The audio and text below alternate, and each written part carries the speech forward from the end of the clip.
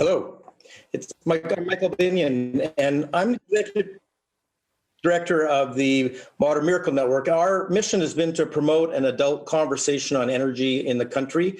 And as part of that, it's been extremely important our engagement with First Nations leaders, as we think essential to having that adult conversation on the future of energy in the country. And through that process, I've met a lot of new friends, and I've really discovered that I think there's something incredible going on in the country with First Nations. And it's not really being reported, I don't think, in the mainstream media. And it relates in part to what the Assembly First Nations has been talking about, ending the 6 and 63 gap, which is a bit of an outdated statistic, but probably still largely holds true, which is that Canadians at large live number 6 in the world from a prosperity point of view and health index, human index point of view, whereas our First Nations live somewhere to 63rd in the world. And I think it's one of our national shames and national problems. And what I'm excited about, though, is a new generation of First Nation leaders. People who have started to put the acrimony of the last generations fighting for First Nations rights behind them and confidently moving forward and assertively and entrepreneurially looking to create mutually beneficial business relationships on and off reserve with really anybody who's open to engage with them. And I think these progressive leaders are sometimes finding that government ngos can be an impediment to ending on-reserve poverty as much as a help. And who among our small C conservative can't relate to people who find government an impediment to their lives? So I've got really excited and grateful to Canada Strong and Free Network for the opportunity to tell these stories. And I've been able to entice 3 First Nations leaders to join us. And I'm going to just start off by giving them each 5 to 10 minutes just to introduce themselves and tell their story. And then we'll have a bit of time at the end to discuss some of what's led us to here. And so with that, I'd really like to start off with Chief Michael LeBourdais, who is chief of the Whispering Pines Nation. And if you call Michael on the phone, which I do fairly often, you almost always, and for me, it seems like always, get a voicemail where he says he's either riding, driving, or just ignoring me. And so I think very typical of a very busy chief. I mean, I think local issues consume the life of a chief for most chiefs and councils. But his background is he's had 10 years of business development before 18 years of being chief and council. He's founder also of the Tulu Center of Indigenous Economics. And I mean, who wouldn't think that if we could get economic curriculum into our schools that it wouldn't save a lot of society's problems? So I think it's a great initiative of his. I met him when he stood up at an energy conference we were holding on oil and gas in Calgary, and he stood up with his cowboy hat on and told us why First Nations need to be involved in these pipelines and oil and gas projects, and he went on for a while, but he really had me at the cowboy hat. So with that, I'm going to transfer this to Chief Michael to introduce himself and his some of his initiatives. Thank you, Michael. Thank you for that. You didn't leave me much left to say. On behalf of the Shuswap Nation Tribal Council, Tribal Chief Wayne Christian, and the Whispering Pines Clinton Band, I bid you good day and greetings. And thank you to the TFN for the opportunity to participate in this this gathering. Like Michael said,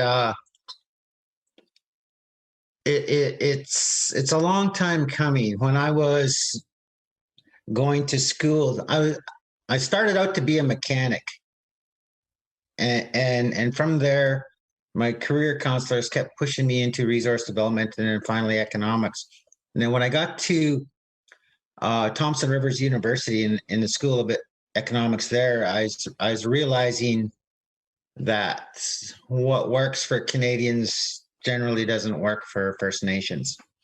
And so that's where the Tulu Center of Indigenous Economics comes from. It talks about how we can build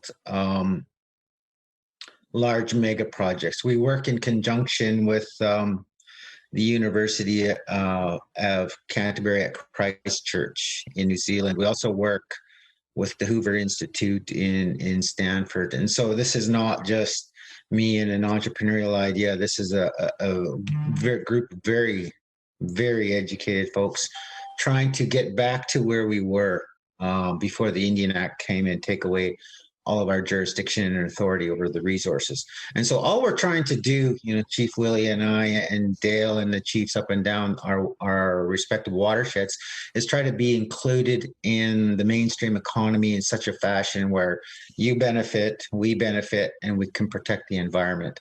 And that's basically what most of our businesses are about.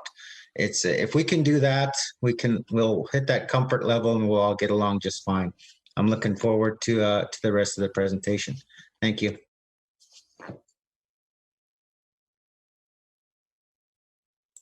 I just muted myself to me. Thank you. I'm just Dale Swampy.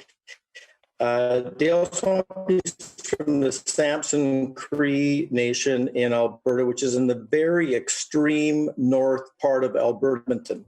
And for service to the Dakota Sioux community, has been involved in helping First Nations with large projects. He worked for quite a while with Enbridge on the Northern Gateway pipeline and had an incredible success of 31 First Nations communities signed and many others who were in advanced stages of considering benefits agreements on that pipeline.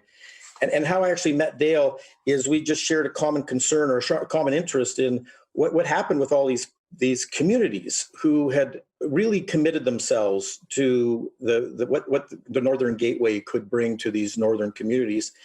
And we actually put on a conference to talk about that these nations who really were banking on this to end on-reserve poverty in these very remote northern First Nations, and how devastated they were when it was canceled by the new Trudeau government. And what I found shocking about that, without so much as a phone call to any of those leaders to tell them that was about to happen. So there's the status of consultation for the cancellation of economic development for First Nations. So I just, with that led to Dale starting a new organization, which I'm proud to say Modern Miracle Network is a founding sponsor of, which is a national coalition of chiefs. And Dale, I'm going to just pass that with you to tell us a little bit about your background and about your current initiatives. Thanks, Michael. We just sent a couple email circulars out the other day, and I get most of my articles and information from my email recipients. We have 125 chiefs and about 800 natural resource industry representatives on my email circular. And one of the guys had sent me a response by saying, I didn't hear about you guys for a long time, and glad you're doing what you're doing right now. And then another guy responded and said, shame on you for not knowing about the National Coalition of Chiefs. So that was quite encouraging. I do know that there's a lot of activity out there, and a lot of chiefs have been getting on, the email discussion trail and trying to get more action and activity in what's going on right now with both UNDRIP legislation and the new competitiveness study that we're participating in as well. So just to give you a little background, I'm from the Samson Cree Nation. It's about 100 kilometers south of Edmonton. We are steeped in the oil and gas industry, as you can imagine. And in the 50s, we discovered, or Imperial Oil discovered the Bonnie Glen deposit, which at that time was the biggest deposit in North America. And through the 70 years that we've been harvesting that resource, we've, as 4 nations, Samson Cree, Hermanskin, Louisville, and Montana, we've been able to accumulate over $2 billion worth of royalties from that discovery. And the Samson Band is pretty positive about their role as a pro-development First Nation. They have almost $1 billion in assets themselves, along with about $500,000 in a trust fund that they put, that's Chief Victor Buffalo, who I used to work for, at, really put a legacy in developing that trust fund, which is the kind of model that's now being transferred across to Alberta, Saskatchewan, and BC, when First Nations receive, things like treaty land entitlement and so forth, so they can manage their money a lot more effectively. So I worked for my band for 22 years, and then I was recruited to work on pipelining. I worked on the Fort Hills pipeline, and then the Alberta Clipper and Southern Lights. Michael mentioned, I did receive a Horse Medallion Award from the Dakota Sioux Nation for contributions to their community, and I was proud of that. In 2010, our team was hired on the Northern Gateway project, and we developed a benefits package that the communities really grasped onto, and that was ownership in the pipeline. By the end of the project in 2016, November, we had negotiated one-third ownership of the pipeline, $2 billion in assets, which included $200 million in community investment over 30 years, $200 million in employment and training over 30 years, a $700 million contract to the host community on the terminal to do environmental studies for both the coast and marine life, and we had 4 communities negotiating at the time the project was canceled. So you can imagine when the project was canceled, there were 31 communities that signed on, and along with signing on as owners, they also signed on with the risk, of a spill or risk of damage or anything like that. And they were confident that the pipeline was going to be safe and was going to be done properly. Once you get enough information, and once you see that these pipeline proponents and oil and gas people are Canadians, leaders tend to, approve it because they see the amount of resources and the amount of time that they devote to both integrity and environmental protection. So that's where we're at right now. In 2017, we had 7 core chiefs from the Aboriginal Equity Partners form what we call now the National Coalition of Chiefs.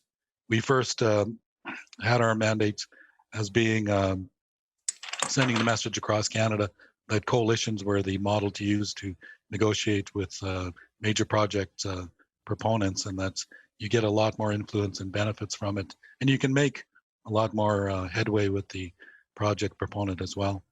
In 2018, we kind of added another feature to our mandate, and that was to defeat on-reserve poverty. We think all of the social ills that we're facing right now, be it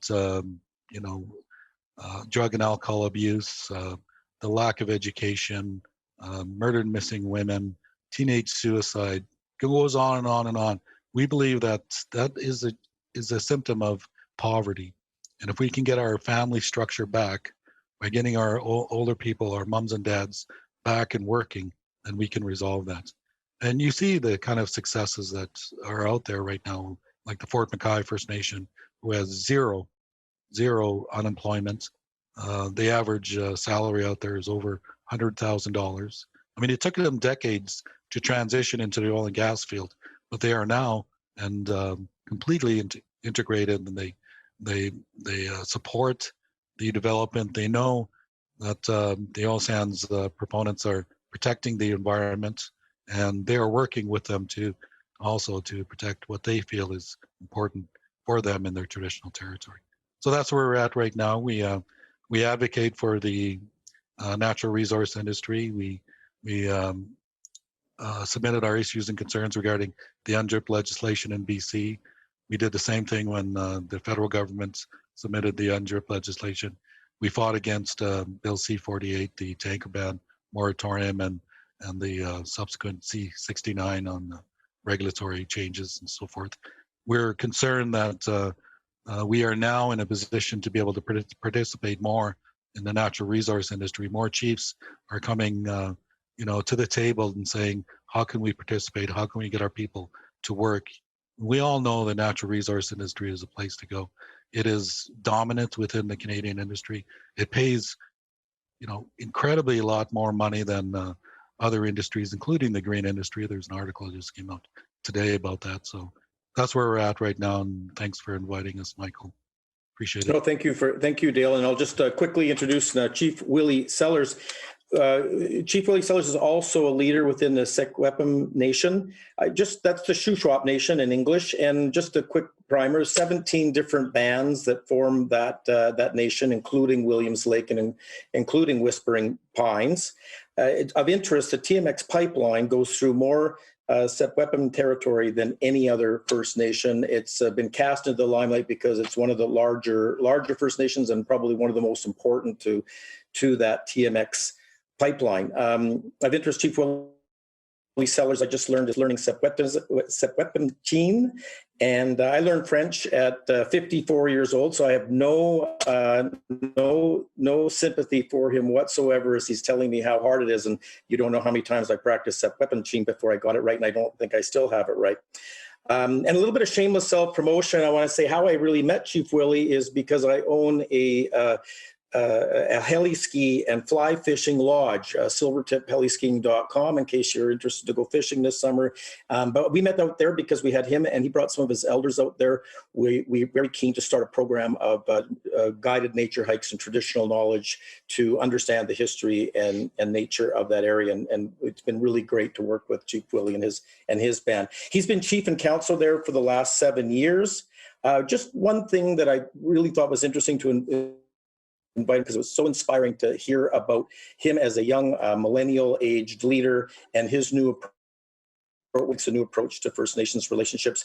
But I just saw a news article recently that there was a joint update on COVID in his area, and the people that were speaking to the community were Chief Willie Sellars, the mayor, and the regional chairman. And that, I think, and as he talked to me, and really was talking about how his First Nation is a big economic contributor to the local area. And I think more and more getting recognized for that. So that's really where I thought was such an innovative or different way of looking at things, and probably a right way of looking at things. And with that, I'll turn it to you, Willie, to introduce what's going on in your nation. Willie Sellars, Cook Beat to Kakok.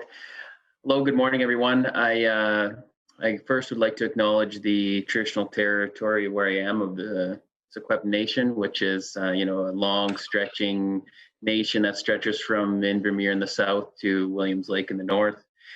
Some more background. Thank you, Michael. I mean, we were able to meet at that Silvertip Lodge, gorgeous, heart of the Williams Lake First Nation territory, and somewhat, an area that we hold very close to our hearts. We have many village sites in that area, and it's an area that our ancestors have frequented since time immemorial. I've been in council and as now the chief for the last 12 years, it's not 7. Another selfless plug for me, please go out there and purchase my best-selling children's book, Dip Knitting with Dad, and next children's book, which is going to be out, which is called Hockey with Dad in the fall. You can pre-order that if you'd like. All about the selfless plug, so thank you for taking the lead on that one, Michael. We are located in the interior of British Columbia. We have major mines in our territory, resource-based economy in Williams Lake, and it's the hub of 15 different First Nation communities of multiple dialects. You have the Southern Tikal, you have the Chilcotin, and you have the Secwepemc communities all surrounding Williams Lake, using it as a hub. So you can imagine there's a bit of tension when it comes to politics between non-First Nations and First Nations. The misconception that First Nations are always looking for handouts and looking to roadblock major projects is something that we'd like to dispel or put in the rearview mirror moving forward into the future, because that isn't the case at all. What we're looking for is inclusion on these things. We understand the economics of our region and what drives people in and where money comes from. I think we're great champions for our region in Williams Lake. I'll give you an example. We have $50 million of development projects going on right now, whether it's the retail store, Unity Cannabis, or whether it's our sugarcane cannabis cultivation facility, or whether it's our brand new administration building, or the housing on-reserve housing development that we just broke ground on this week. And of that $15 million in development going on in the region, we've only been funded for $2 million. So that's $13 million of on-source revenue that we're dumping into the local economy, that are feeding local contractors and feeding local families. And it just gives you an example of, how First Nations are being champions in their local territories, that, the ripple effect of what it can do to the local economy is pretty massive. We're champions and pride ourselves in being able to build relationships with not only our First Nation neighbors, but our other local municipalities within the city of Williams Lake and the Caribou Regional District. We always say, we thrive at WLFN, Williams Lake thrives, and of course the region will thrive, and it ripples right out into the province.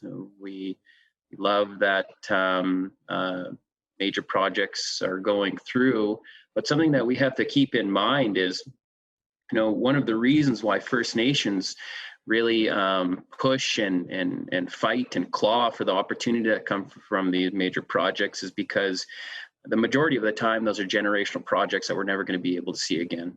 Historically, we've never been involved on them. We've been pushed aside and buffaloed, I guess. And that's a way of the past. Litigation landscape has changed Indian country pretty significantly. Great leaders like Michael LeBourdais, are at the forefront of those discussions and championing and making sure that we do get a fair shake, we do get a piece of the pie, and we are involved in those because that's just how it should be, and that's how it's going to be forward. My ancestors didn't, fight and mentor me to lie down and they didn't get to reap the benefits that our future generations are going to be able to do. So glad to be here today. Glad on the First Nation inclusion on a national conference. I think that's pretty cool, and it's a great positive first step in that reconciliation discussion that we continue to hear time and time again.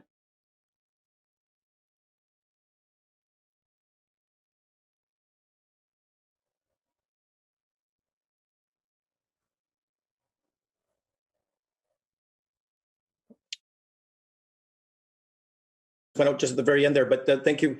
Oh, that's me. I can see that's my internet that's unstable. So hopefully that'll just come back in a second here. There we go. Okay. Well, I just want to jump into the conversation with something we were talking about just before we came live on here, and that's the involvement of ngos in major projects and in First Nations politics. And I think I'm going to pass it to Michael to maybe pick on some of the comments he was making, but really, I think the ngos, have done a lot for First Nations on the power to say no. But as we saw in Northern Gateway, they did nothing for the power to say yes. And Michael, I just want to maybe just for you to maybe go into some of the comments you were mentioning about the positives, but also some of the negatives that the ngo movements have played in First Nations politics. Well, as we were discussing previously, NGOs are they're valuable for First Nations because it's another level of representation that normally doesn't come from Indian bands. Like when as a chief, I have to sign a contribution Binnion agreement that very narrowly defines what the revenue can be used for. And so without a useful own source revenue stream, it is very hard for us to shine the light on the things that need the light shown on. If you remember back in the 1970s, there was a lot of roadblocks around logging. And so we weren't opposed to logging. We were opposed to being left out of logging. Because, we understand the forest. We know how long pine trees have been here. We know how long fir trees have been here. We know about the pine beetle, the spruce beetle, all that kind of stuff. Now, the NGOs had the value then because they were allowed to come together as inform the, an example would be the Union of BC Indian Chiefs, and have that conversation as to why we should be participating in the Union of BC Indian Chiefs. Now, there's still chiefs that are opposed to logging, but the vast majority today have logging operations. The vast majority today have timber licenses.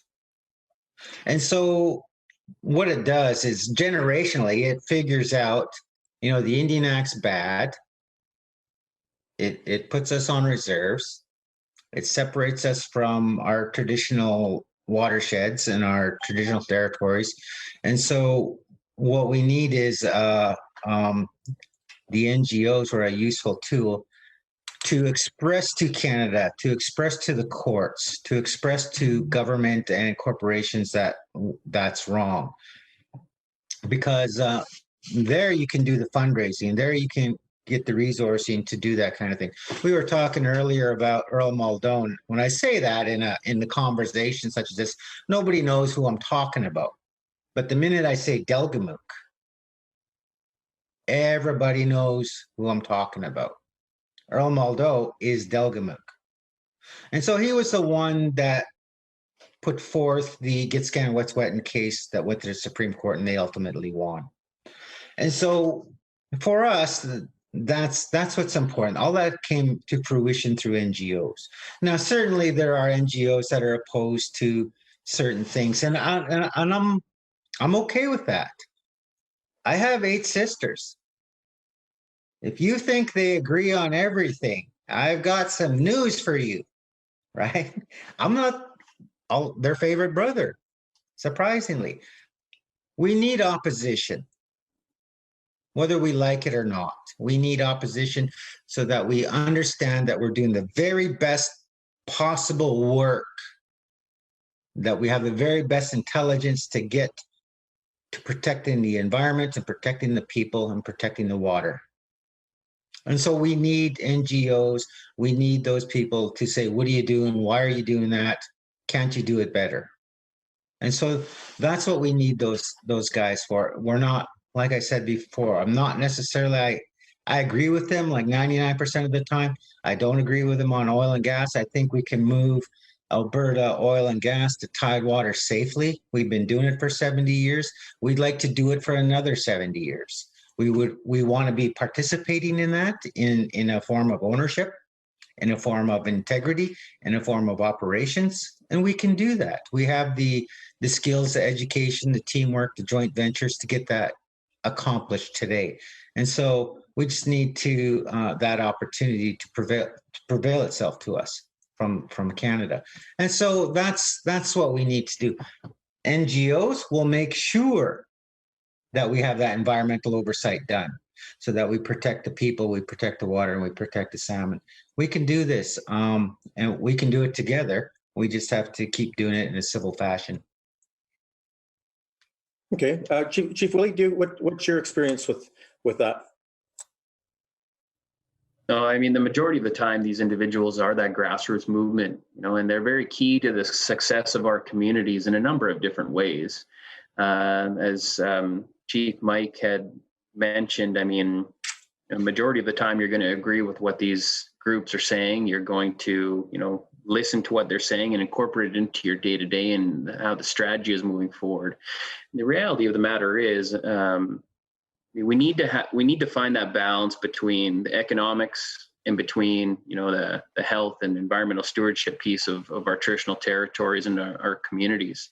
We need to be involved in these projects for a number of different reasons. Of course, having the revenue share and job and employment and training opportunities, but also to making sure that we have those boots on the ground and we're auditing and seeing exactly what's going on so that we can hold these companies' feet to the fire when it comes to protecting the water, protecting the land, protecting the four-legged.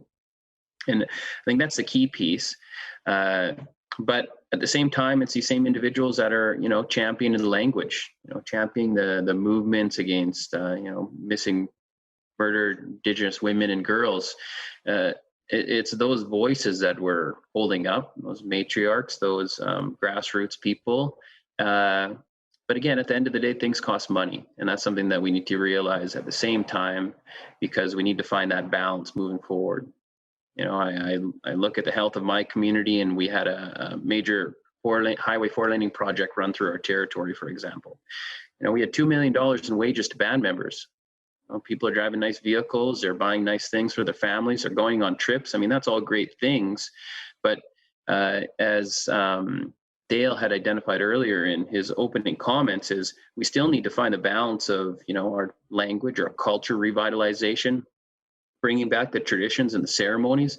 And that's a part of the balance too, that these companies need to realize when they're coming into our territories. I mean, that's the reality of the health of our communities that we're continuing to strive for. We all want healthy communities. We don't want to see suicides and drug overdoses, et cetera, et cetera.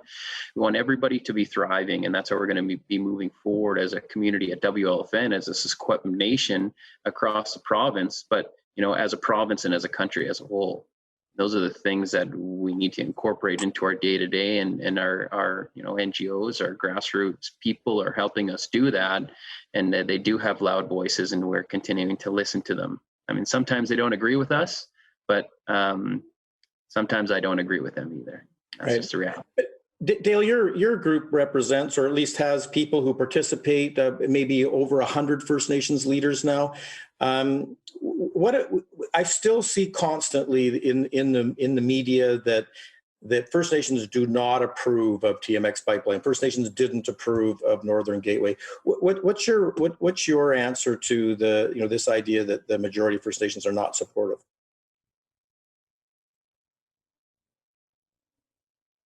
I think you got yourself on mute there, Dale. Yeah, sorry about that. We developed a 5-year plan when we first started the National Coalition of Chiefs in 2017. We were hoping to get 100 pro-development, pro-supportive chiefs that were supportive of all areas of the natural resource industry, including the oil sands, including mining, and so forth. So we thought it would be a problem because the NGOs had taken a real stranglehold on a lot of our people. Then we realized, the study by CAP in 2016 that said that 12,000 self-identified Indigenous workers were working in the oil and gas industry. That figure now has increased to 14,000. Even though, we've gone through this downturn, we're getting more and more First Nations understanding and realizing that working in the natural resource industry is going to get us out of poverty and into prosperity. And we're starting to get more First Nation community members involved in STEM programs, science, technology, engineering, and math, because they see the advantages of getting within the industry. We spoke at the UNDRIP hearings, and we're speaking now on Tuesday with the Committee of Science and Technology on the competitiveness of Canada.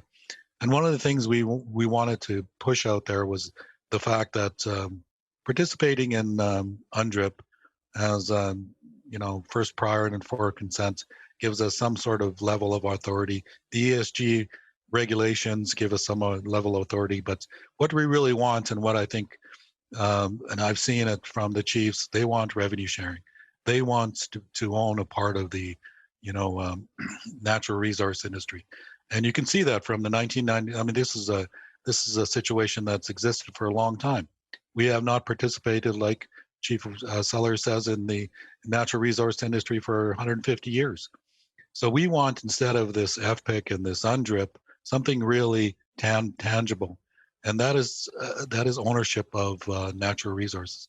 In 1996, the Liberal government under Jean Chrétien recommended that the First Nation communities actually get 30% of the land that Canada owns in this country, and it's things like that that are of real value. And people, even the Conservatives. I've been a Conservative ever since 1988, when Chief Willie Littlechild became a Conservative MP for our region. People always say, well, if you give it to the First Nations, they're not going to develop it. They're not going to do anything with it. Well, that's wrong. You've seen that in the 13 tribes in Alaska, where they developed corporations under 13 bills of Congress. And since 1971, they had the ability to sell the 500 million acres they were given by the U.S. government, but they never did. They went through bankruptcies. They went through all kinds of downturns and so forth, but they kept their land, and they're doing very well now.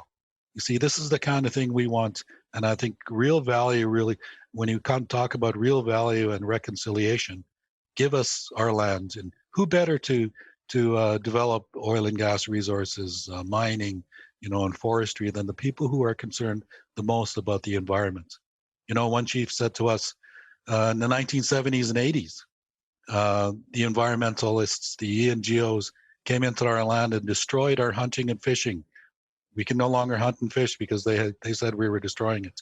Now they're coming in and saying we can't drill, we can't mine, we can't cut down the forests because, and the problem is they leave.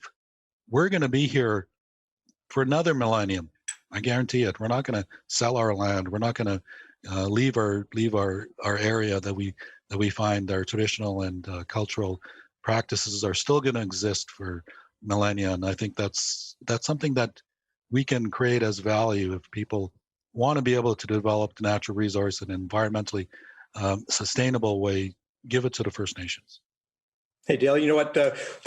We've got only 2 minutes left, and I think that's probably a not bad place a positive place to try to wrap up on.